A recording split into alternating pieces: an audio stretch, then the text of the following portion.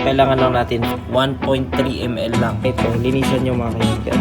So yan yung 300 mga kaibigan na idadagdag natin. Lagyan nyo ng tela, higpitan nyo ng pliers. Good day mga ka-DIY, this is Motozar, your DIY master and your travel master. So sa araw na ito dito sa ating Suzuki Raider 150 Fi, tayo ay mag-change oil mga kaibigan. So gamit lang tayo nitong langis na ito, binili ko mismo sa Suzuki 10W40, yan yung specified na viscosity ng ating motor na ito. So pwede kayong gumamit ng ibang brand na gusto ninyo, na basta ang viscosity is 10W40. Okay, so ito mas gusto ko kasing gamitin yung mismong Innofor ng manufacturer na Suzuki.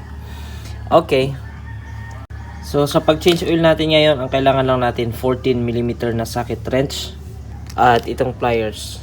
Then sa pag-change oil pala mga kaibigan, kung may budget kayo, 100 pesos lang naman yun, yung oil filter. So out of stock yung nabilang ko kapon, that's why change oil lang muna ako ngayon. Sa bagay, last na nag-change oil ako 1,000 kilometers lang naman yung tinakbo.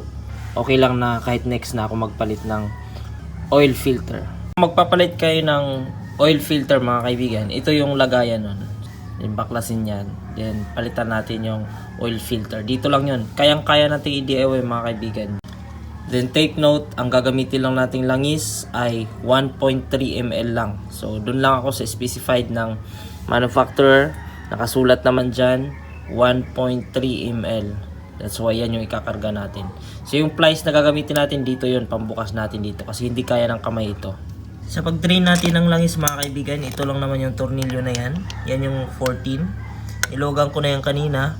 Be sure mga kaibigan, kapag kayo ay mag-change oil, dapat hindi mainit na mainit yung makina ninyo. Kasi pag mainit na mainit mga kaibigan, yan ho ay pwedeng ma-lost thread, mas malaki problema nyo mga kaibigan. Kaya yung tamang ano lang, warm lang. So ang ginawa ko dito sa akin, pinaandar ko lang siya ng 3 minutes. So umaga ngayon, yun lang para mag-recirculate yung langis at mag-warm ng konti. So yan, naka-drain na mga kaibigan. Siyempre pag natanggal nyo na itong bolt na ito, linisan nyo mga kaibigan bago nyo ikabit mamaya. Ayan, umapaw dahil nailayo ko ito, hindi ko nabantayan na hindi pala nakatapat ng maigi mga kaibigan. So pagpasensyahan nyo na. So dito pala mga kaibigan, kalimitan ito yung nagiging problema ng ilan, kaya tumatagas yung kanilang drain plug dito sa ating motor, kahit anong klaseng motor, kasi kalimitan itong washer na ito na iwawala nila ito. So wag nyong kalimutan ito mga kaibigan. So advantage dito sa ating Suzuki kasi nasa side siya, that's why madali siyang makita or hindi siya naihahalo sa langis. Sa karamihan kasi yung mga drain plug na nasa ilalim, nawawala ito mga kaibigan kasi pagtanggal ng bolt, naiiwan ito nakadikit doon sa crankcase, then sasama sa langis. Okay, kaya hindi nababantay, nawawala.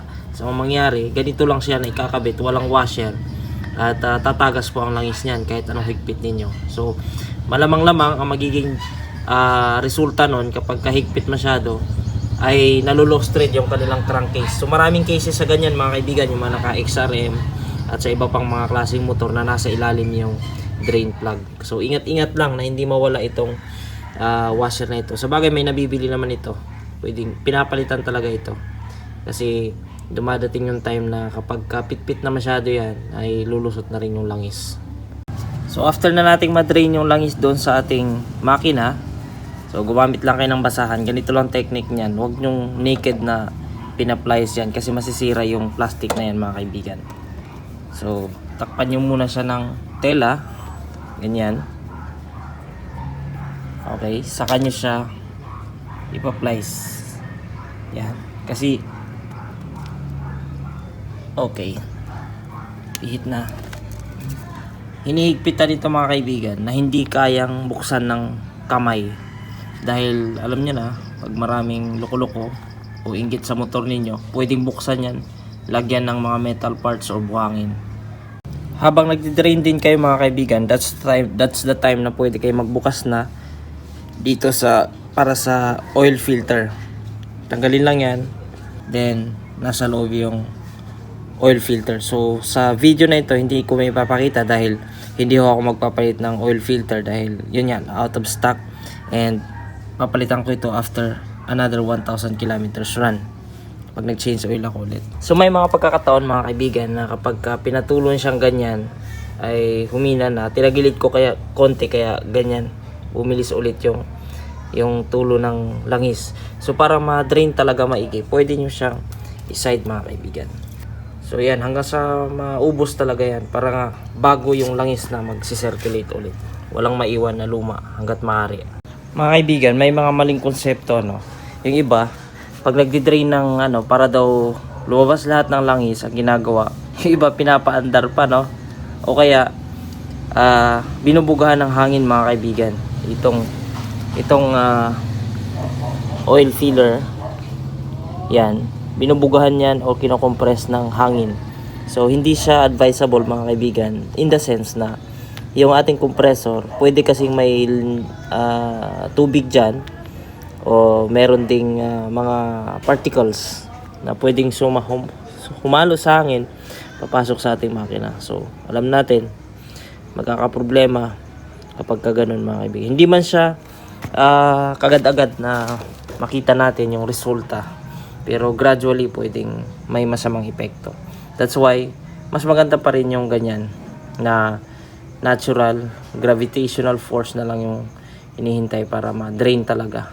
Maganda nga nito magdamag Buksan mo siya ng gabi, then magdamag kinabukasan, saka mo ibalik yung drain plug tapos ilagay yung langis, then palit ng oil filter. So yun mga kaibigan, tamang torque lang dyan, ayan, mga 3 kilos okay na yun, kasi langis lang naman ang pinipigilan yan. Huwag masyado mahigpit kasi pwedeng ma-lost thread dyan. Tandaan lang natin, malinaw na nilagay dyan, 1.3 liters lang or 1,300 ml. So yan, dahil wala akong imbudo, dandahan lang, matatapos din yan. Ayan mga kaibigan, naikarga ko na yung isa. So ang gagawin ko ngayon, yung laman nito 1 liter yan, isasalin ko dito, mag-iwan ako hanggang dito.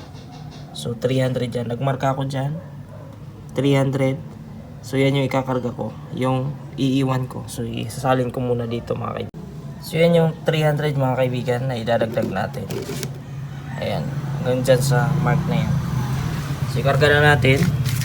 At nang matapos na ito, dahan-dahan lang ito, no? Ayan na, natapos na mga kaibigan, naikarga natin. Ibalik na natin ito. So 1.3 yung ikinarga ko, 1.3 liters. So pagbalik nito, higpitan nyo yan ng pliers mga kaibigan. Lagyan nyo ng tela, higpitan nyo ng pliers. Okay, hindi na yan kayang luwagan ng kamay. Okay, so yun lang. Thank you for watching. This is Motozar, your Moto Master, your Trouble Master, and your DIY Master. Mga kaibigan, napakadaling gawain mag-change oil, pero isa sa pinakamahalaga para ma-prolong yung buhay ng makina ng ating sasakyan, at titipid din ito sa gasolina kasi maganda yung lubrication ng ating mga gears sa loob. Once again, thank you so much, Motozar.